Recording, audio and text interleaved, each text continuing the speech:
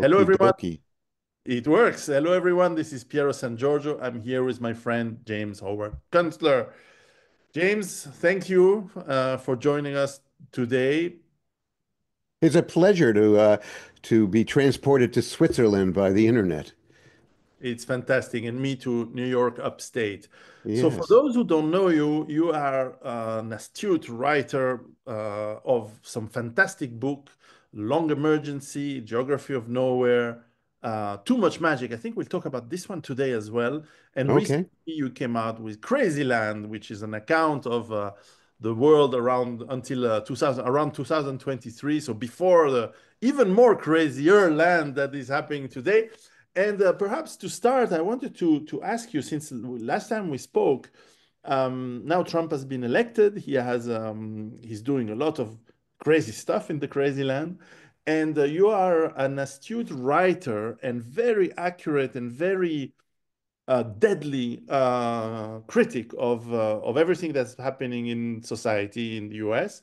And for many of our listeners who are not based in the U.S., can you summarize a bit what has happened in the last 3 months, let's say 6 months since Donald Trump's re-election? An astounding transition into a new pattern of political life in the USA and consequently also in Europe because many of the decisions we make affect the Europeans. So it's a substantial uh, change in the way we were doing business. Now, one of the problems was the way we used to do business in America up until this January was crazy. We had 4 years of Joe Biden, who was arguably not in charge of the government that he was in charge of, and a mysterious coterie of people running it in the background, and we still really don't know who they were altogether. I mean, we have our suspicions, but it created just a huge swath of destruction through Western civilization. And now we're in a situation where the terms of engagement have changed in America, and Europe has now uh, begun to really seriously go psychologically off the rails. It's really becoming mentally ill. Uh, I mean, it has been for a long time, ever since since you started importing all these migrants from the third world, and then trying to ignore the effect that it had on European society. And from my point of view, looking at Europe, I just see insanity unbound, and it's disturbing. Now, you do have some nuclear powers in Europe, and that's a little bit worrisome. I don't think that it will come to that. But it's appalling to see the warmongering that is now underway with, Friedrich Merz in Germany trying to shove Germany into a $1 trillion rearming program, when their industrial economy is already on the rocks, as we say. And you have just, all this war talk emanating from von der Leyen and Starmer and all of these uh, putative leaders. And it's pretty alarming. But, the bottom line is that Europe is a toothless lion. It's a toothless old lion that probably can't do any of the things that it's making noises about. And it will probably just have to kick back and accept the reality of what's going on, which is that we are bringing this stupid war in Ukraine to an end, one way or another. And we are going to recognize certain realities, such as Ukraine lies within Russia's sphere of influence and not America's sphere of influence any more than Mexico is within Russia's sphere of influence. The Europeans are going to have to get used to the idea that Ukraine should become a neutral state that is not a problem for anybody. You'd think that they would celebrate that, not having a problem. But that apparently is not good enough right now when you're dealing with insane people. So now that's a bit of the European scene from my perch, 3,000 miles away across the Atlantic Ocean. As far as the American scene goes, we now have a situation where the insane Democratic Party has lost its grip on the levers of power. And that's a big thing because there was a symbiotic relationship, a mutually parasitical relationship between the Democratic Party and what we call the blob, otherwise known as the permanent bureaucracy of Washington, D.C. And they were mutually enabling problems for our country. Mhm. What we've discovered since Mr. Musk started his Doge campaign is exactly how the money mechanism worked. And the way it worked was that the Democratic Party and their allies and partisans set up many, many non-governmental organizations in hierarchical layers so that you had a subsidiarity of them. You had the giant ones and the smaller ones and the spin-offs and they all employed Democratic Party partisans and woke people pursuing really damaging ideology, a kind of a mashup of Marxism and other forms of craziness. And the government actually ended up funding a lot of these non-governmental organizations, meaning they weren't non-governmental at all. They were a device that the government used illegally to fund this mischief. And so you get the NGOs paying their staffs and really creating an army of people who didn't really have that much to do. They had basically do nothing jobs or no show jobs, and they could be depended on to show up for riots and demonstrations, and especially, to form voting blocks and then armies of people who could be used for doing what we call ballot harvesting, going out and collecting votes that may or may not represent genuine votes of living persons. To some degree, they were fake votes. And so you have this gigantic matrix of mischief that was going on, and now it's been disabled, and the Democratic Party has been uh, revealed to be just a party of lunatics who now have no power and can only just jump up and down and go woo woo woo and make noise and make faces. And they have no ideas left.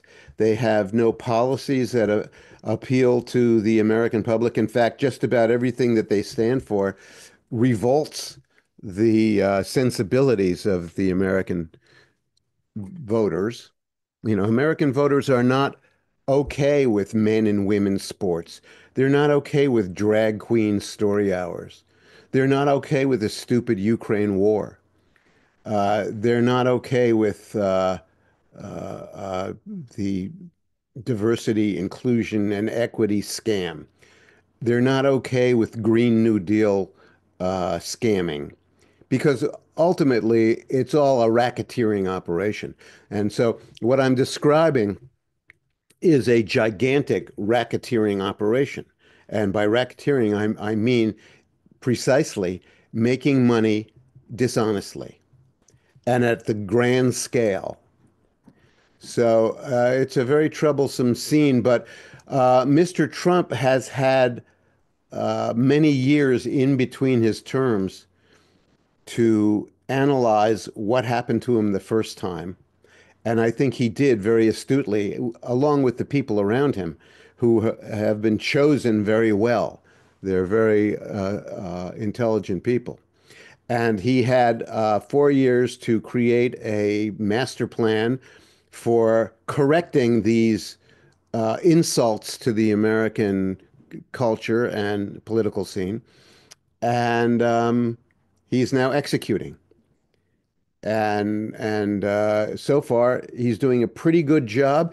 Now there are parts of his program that we may quibble over. We don't know. They're risky moves by a risk-taking businessman who is now president, who is used to trying to do things that may not be 100% without consequence, without blowback. Mhm. But, and I'm speaking, for example, of the tariffs. We have reason to believe that it may have a beneficial effect on our economy. And there are plenty of arguments that it could go wrong. For the moment, to some degree, it appears that Mr. Trump is using it as a negotiating device, especially between Canada and Mexico. Mhm. As for the other nations, the European nations and China, it's not so much a leveraging tactic for negotiations as it is straight up economic policy, because European tariffs for American goods are quite high. And so the idea that they would be reciprocal, meaning we would tariff Europe at exactly the same rate that you are tariffing us, does make a certain amount of sense to level the playing field. And it's not necessarily punitive, it's corrective. So we'll see how that works. The Doge program seems to be working pretty well in the sense that it's identifying a lot of the real problems in a very granular way, especially the money trails. And so that has been very beneficial so far. And I think they've done a good job of protecting the Doge program and Mr. Musk from being accused of overreach, because they've made it clear that his role is strictly advisory. He comes up with the findings for what the spending is, and the crazy programs that they're supporting, and the employees who don't show up, et cetera, et cetera. And then he gives advice to the department heads about what to do with it in terms of getting rid of these people. And that is exactly the procedure as it should be. So they're following correct procedure. There's another major area that we're still waiting for something to happen in, and I understand why it hasn't happened yet. And that is the investigation of a great deal of lawless mischief that was carried out by our Department of Justice and the FBI and and the CIA and other government agencies over the past 10 years. First, during the Trump uh, first term of 2016, and then the lawfare that occurred under the Joe Biden regime, the persecution of conservatives, for one thing, including the persecution of Mr. Trump himself, and the whole Russiagate scandal, which is a very, very large scandal with many, many different pieces over a long period of time, and even includes things that, go as far as the Joe Biden money laundering grift that his family was involved in. And they have to go about that with extreme care, because the Trump the Trump regime has to demonstrate that they are following the law carefully and that they are not doing the same thing that the Democrats did before them. They're not cooking up imaginary uh, indictments, and they are making real cases and not fake cases against the people who were seditious and treasonous Mhm. and who carried out real plots and real racketeering operations and real attempts to uh, harm our constitutional republic, Mhm. including the censorship operation that was run by the FBI and the DOJ and the CIA during the Biden regime, especially. These were deeply insulting and injurious to the country, and we need to account for them. And there are, particular individuals who need to answer some questions and explain some things. And they Mhm. may be indicted, and they need to be indicted properly through the grand jury process. And then there is the whole COVID-19 business, which was a global operation, was deeply destructive to the all the economies of Western civilization and elsewhere. Mhm. And we know who the characters were who were involved in this. And we know exactly where they are and what their institutions were and how the this whole business grew and became an enormous crisis. And some of them need to be prosecuted also, and or at least investigated and perhaps prosecuted if the investigations turn up evidence that they were criminals. So that's where things stand in the US right now. I think that there's a lot of nervousness about how we proceed and a bit of anxiety about getting to work quickly. People want to see some action. Mhm. For example, the whole business about the Epstein files Mhm. and the accusations about pedophilia rings and blackmail and misbehavior among the high officials. All that stuff needs to be aired out. There's an awful lot of chatter that suggests that it won't be fully exposed. A lot of this chatter surrounds the connection, supposedly, between Epstein and Israel's Mossad intelligence service, or perhaps their defense intelligence, which is a separate agency. But there's some chatter that, we have a need to defend them against these accusations.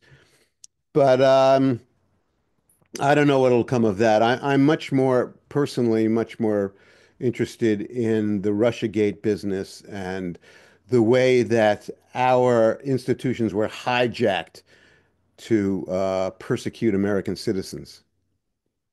This process that you describe of corruption, of basically criminal activity, when did you think it has started, and what were the major incremental steps for it to be so widespread and so known? I mean, a lot of people knew it, but of course there was no one in power chasing after it, and good that it is happening now. But what were the major steps of it being set up? Yeah, Because I think we have to. you are actually in your book Too Much Magic, part of the book describes that process. This describes exactly this kind of corruption and this kind of craziness Mhm.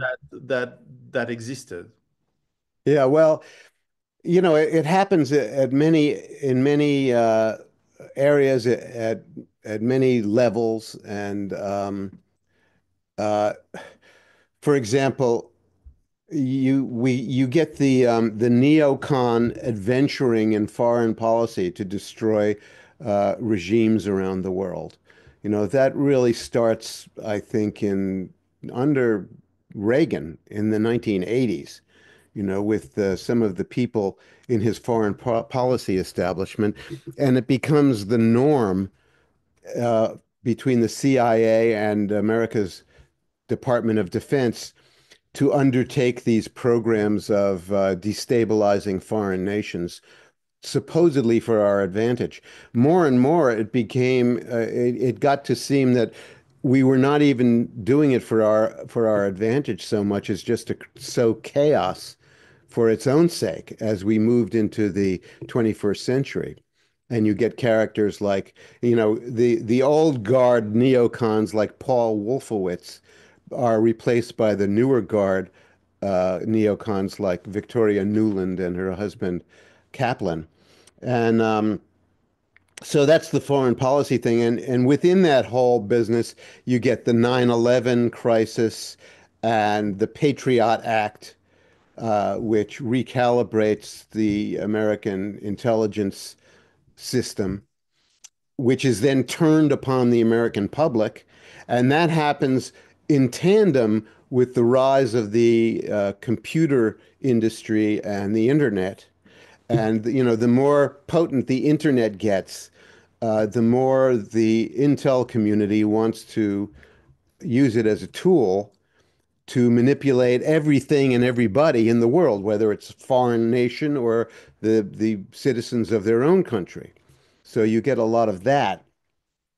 And then you have the sort of social Marxism component of the whole thing, um, which is, the sexualization of children.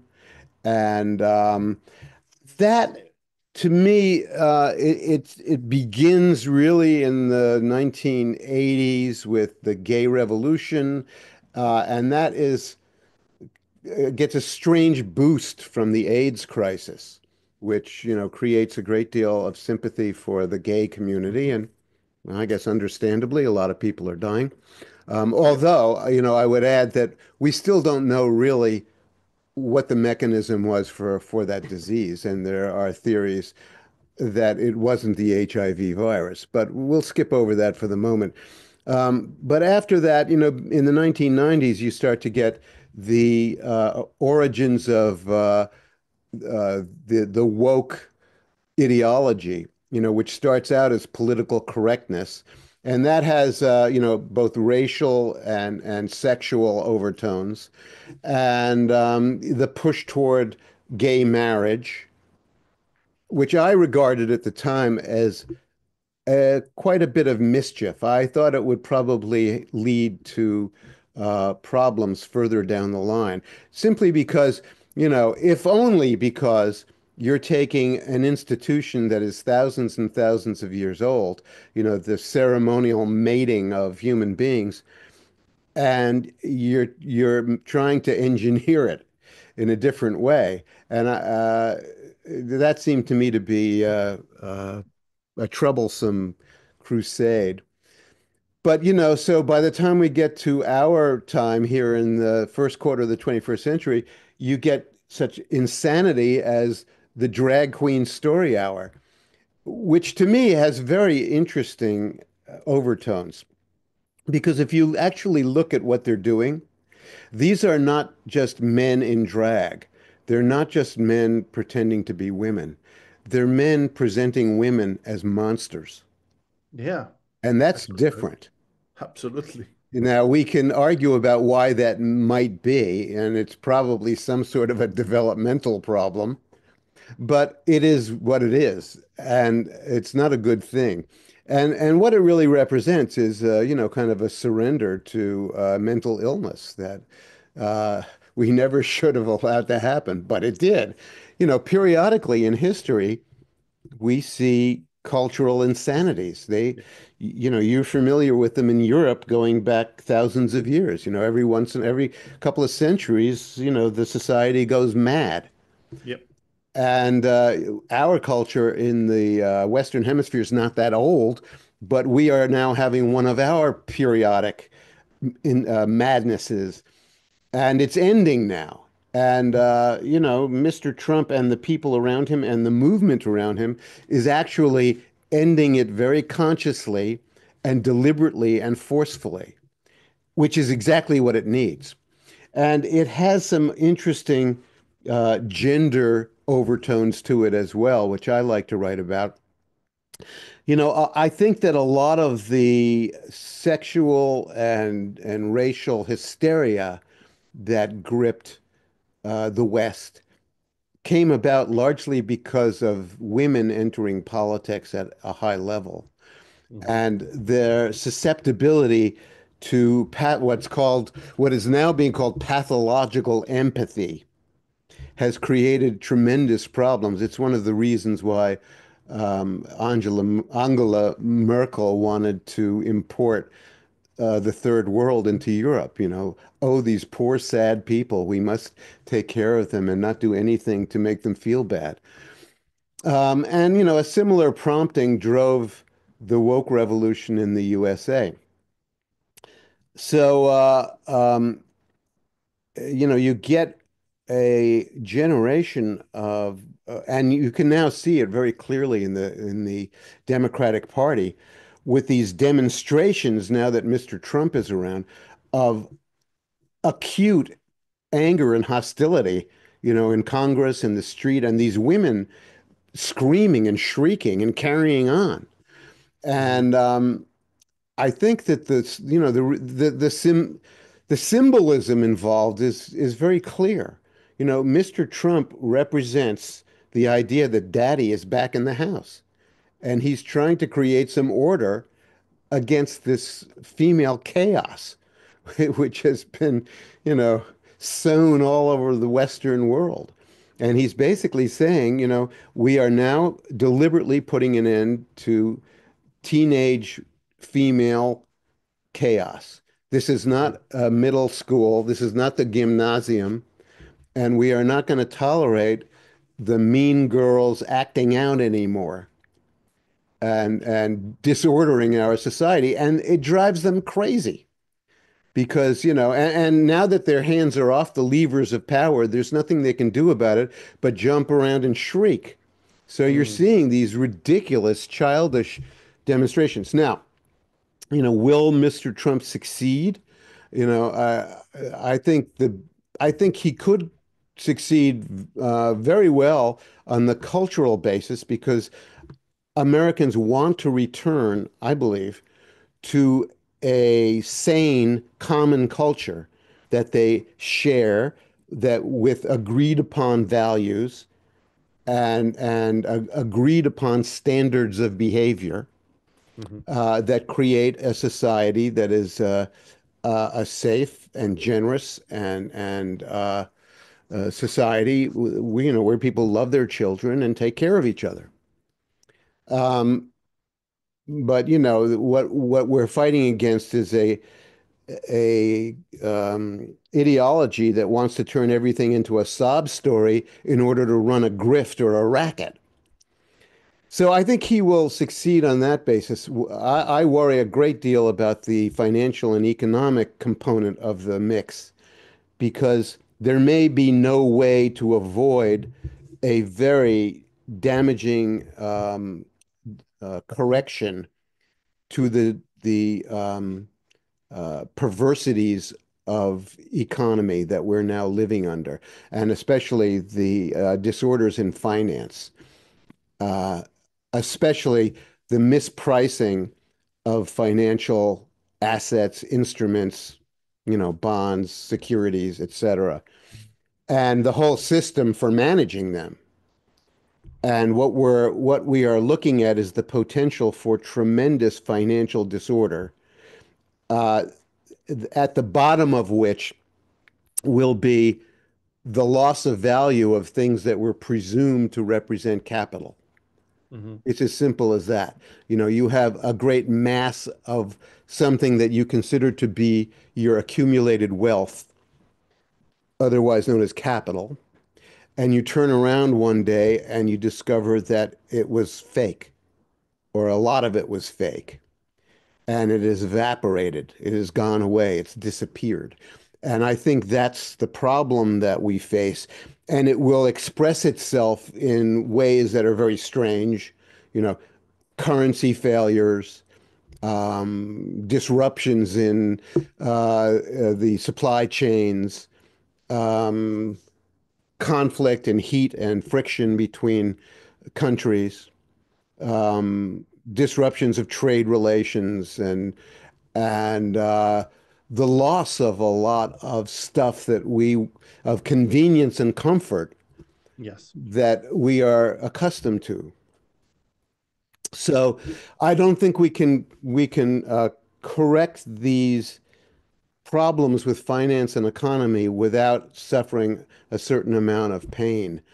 And that's one of the things that Mr. Trump, one of the obstacles that he faces. And he may not overcome it, like Herbert Hoover in 1929 to 1932. Hoover was considered to be among the most capable people ever elected the leader of the United States. He was a well-trained engineer from Stanford University who had a very keen understanding of how things worked in a world that was largely mechanical back then. And yet he failed utterly to correct the disruptions of capital in the 1920s.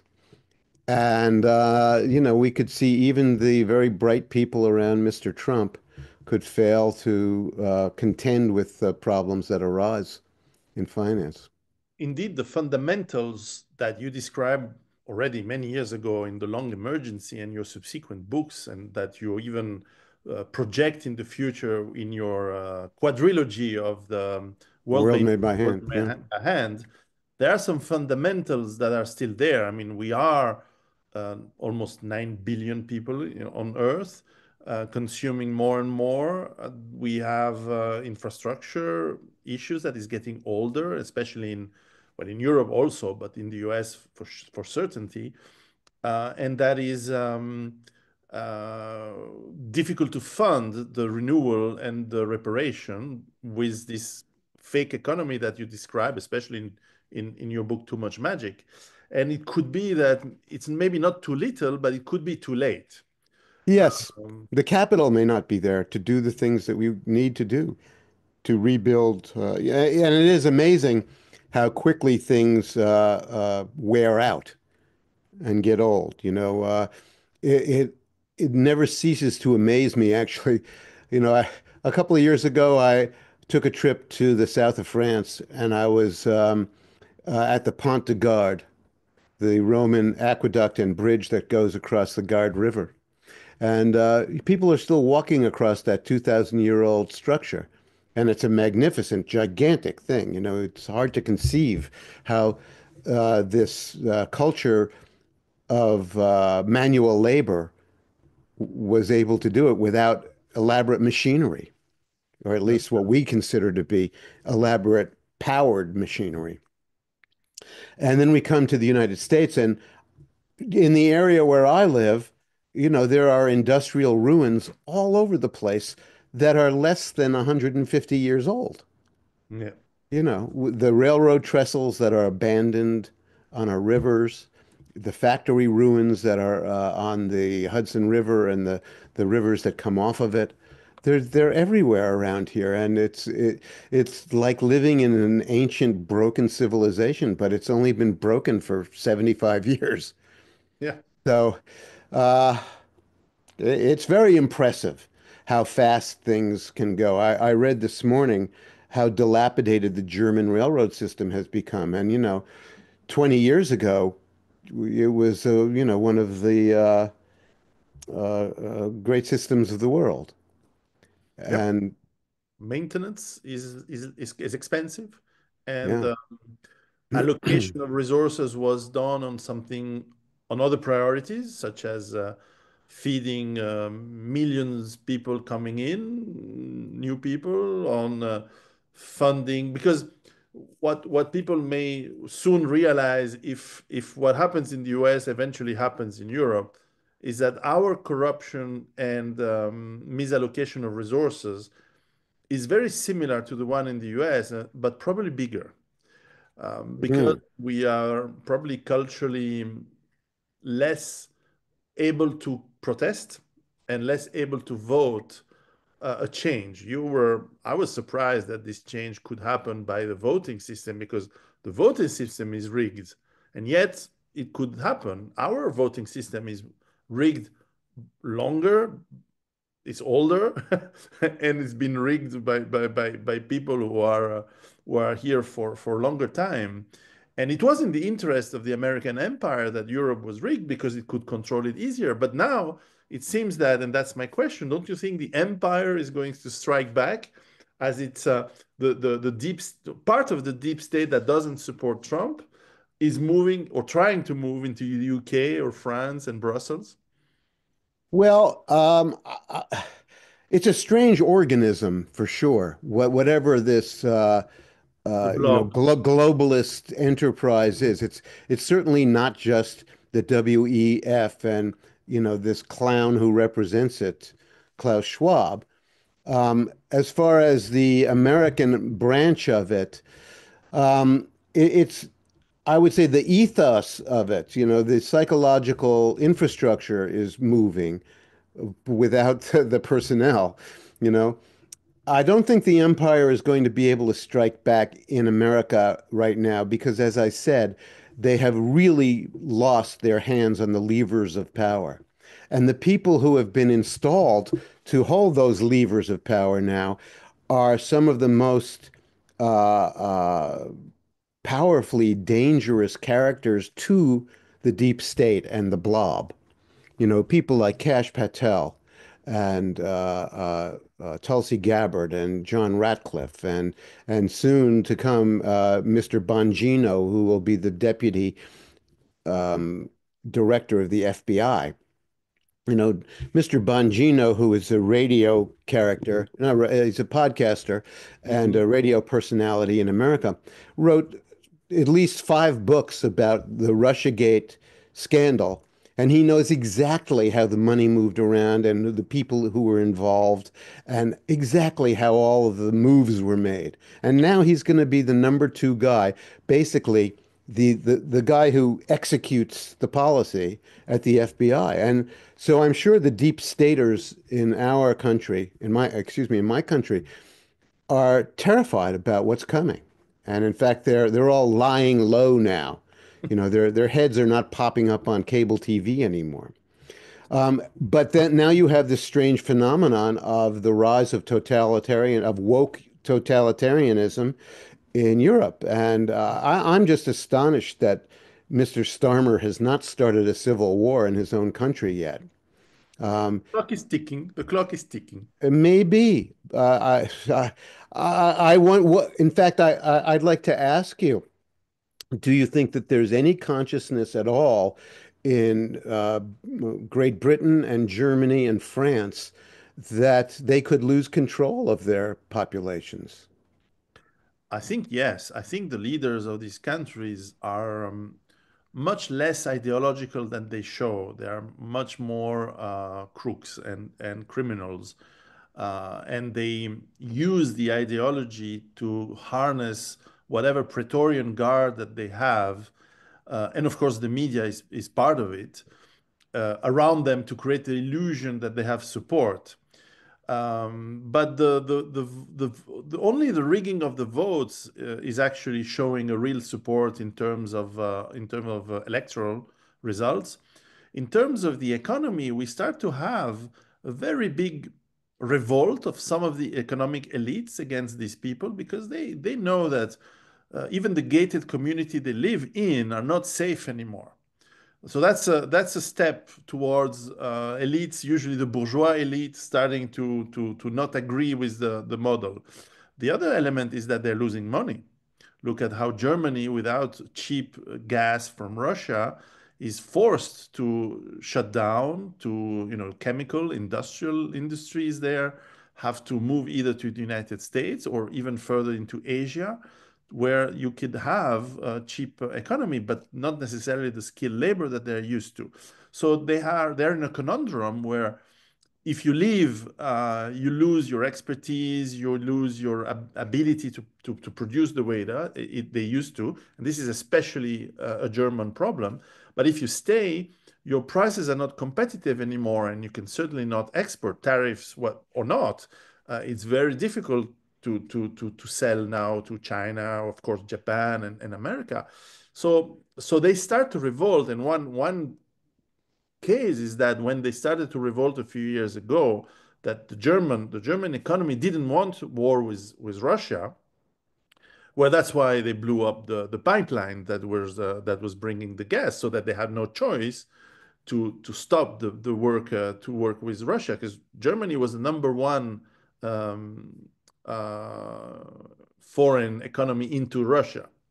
They have been very successful into the German market with supermarkets selling cars, selling machines, and so on. And so it's a huge blow to the German markets. And if you kill the German economy by a side effect, you destroy quite a lot the Eastern European economy, who is very linked to the German economy. So strangely, now you see very few countries in Europe are still doing well. Like Italy, for example, is doing well. Switzerland is where I live is also starting to have problems, which it didn't see before because of its link to the German economy as well. And of course, France is completely deindustrialized, and so is Britain. And as you mentioned before, very interestingly about the country who has nuclear powers in Europe is really France, because the UK is very much integrated with the US. So the nukes are supposed to be British, but the vectors, the missiles, are American, and the American needs to provide the codes for them to function, Mhm. and therefore it's not an independent nuclear power. France supposedly is. No one knows if it works, of course. These things are old. Uh, Let's not test it. let's not test it, but and if you and Britain recently actually tested them, and they didn't launch. The missiles didn't go. To Whoops. and of course they were without the warhead, but this shows the level, because that's another problem which I also see in the US, and maybe you can comment on that, is that the quality of the people, the skills of the people has decreased a lot. Maybe because universities are not as good as they used to, maybe because we cut too much slack to people all the time. But we start to see that one of the reasons the railways don't work, the infrastructure falls down, the maintenance is not happening, is that people don't know how to do it anymore. There is a lack of Yeah. skills. Do you see this in the US as well? Yeah, absolutely. And it's clearly blowback from too much magic, The computerization of the university with an added layer of diversity and inclusion, et cetera. The loss of standards, it's quite common all over the United States now to remove standards for any kind of accomplishment. You don't need to pass a reading test. You don't need to have math skills. You don't need to qualify for anything. So the obvious consequence is you get a lot of unqualified people.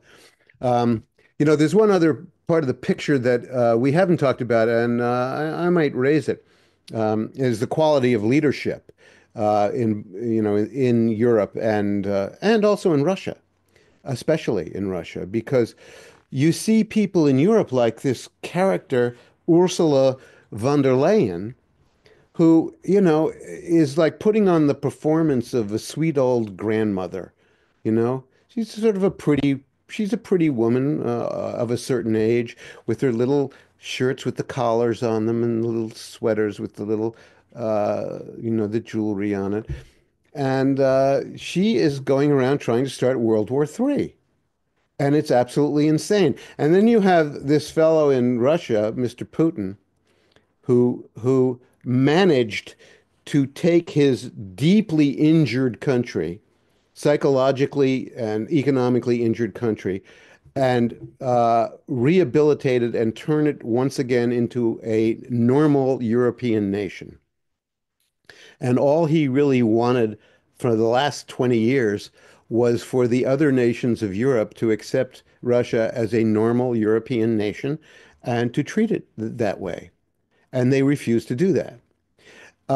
My sense of things is that Mr. Putin is an excellent manager of his own sovereign nation. And you're not allowed to say that in America, even though it's quite obviously the case. Yeah. He may be the most able national leader in the world today, considering. And we have demonized him, and it is remarkable to see the degree of his Christian patience Yeah. in putting up with the nonsense that has been flung at him.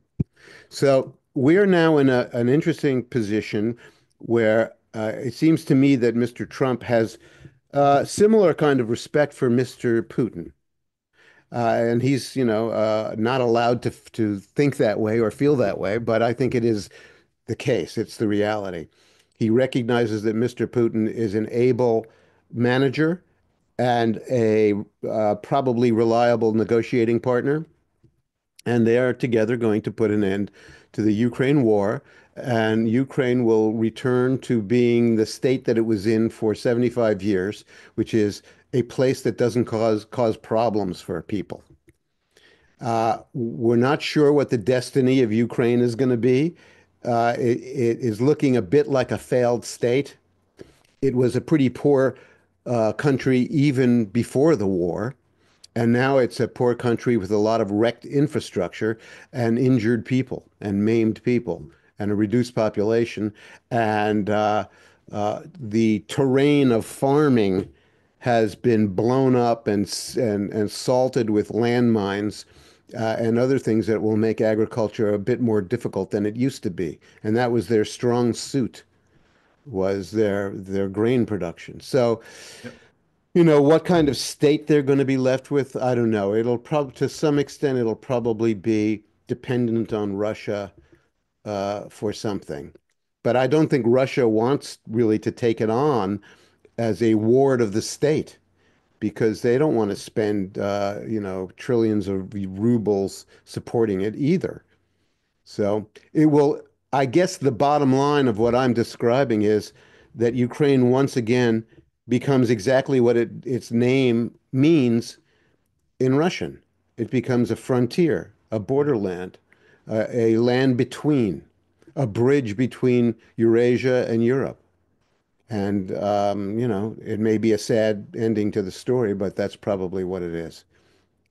Yeah, the story is already sad with over 1 million Yeah. Ukrainian men dead for nothing.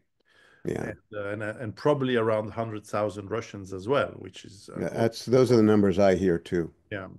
But The but just getting back to Sure. you know, I do not understand how Ursula von der Leyen is a credible leader of the European Union and why people are not laughing at her, Well, let alone removing her. there's basically two reasons. The first one is that a sizable chunk of Europeans, first of all, are old, and they are particularly, and some young as well, are brainwashed by the media, which are incredibly one-sided and partisan. Not very few people, of course, more in the younger generations and the foreigners as well, uh, get information from alternative sources. Most of the people, like with COVID, believe and trust what the government says and the media mouthpieces that spin the narration the way it's supposed to be. Two, and for the record, let's note that they actually want Germany to be clear to cross into Poland and go wage war into Russia. So let's just for the future, let's remember who actually wanted that. But certainly that's one of the reasons. There is a brainwash element. The second element is that we feel a lot of Europeans feel powerless. We don't have the culture of guns, of having, arms at home. We've been defanged and declawed since 1945.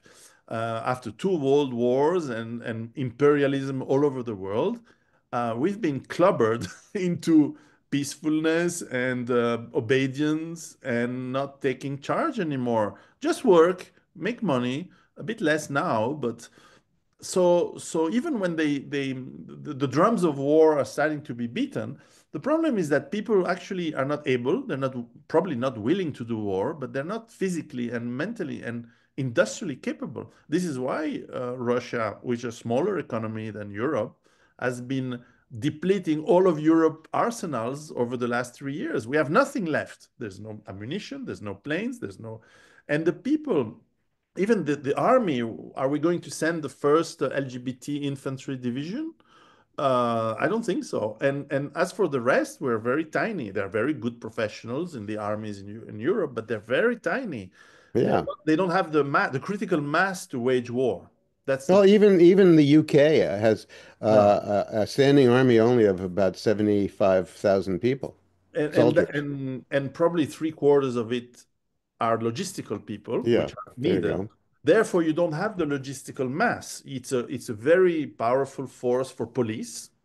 Yes. Should it be needed to to break down the native population that wants to rebel against the invasion that has been forced upon us by our own governments?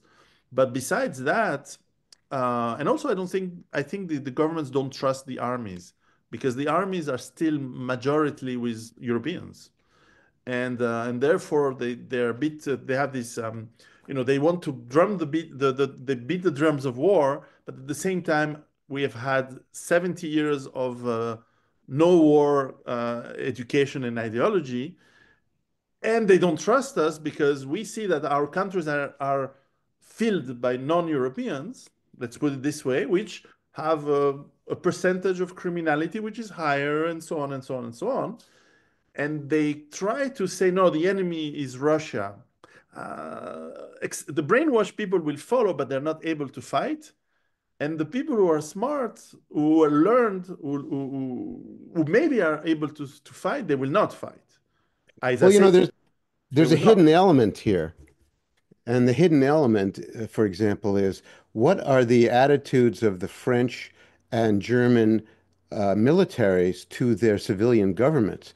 We know that a few years ago, there was a group of something like 10 French generals who wrote a letter to the Yes, then prime minister. It might have been Sarkozy, or I'm yes, not sure. It was basically saying, you better cut this out because we don't, you better cut out this migration thing because we take a very dim view of it. yes. And unfortunately, that just vanished. You didn't hear about this group anymore. Maybe they were punished. Yeah, Maybe they were. their pensions were taken away or something like that. But, there seems to be very fertile ground in the militaries, especially on a continent which has historically seen many uprisings from the military against the Oh, yeah. civilian government.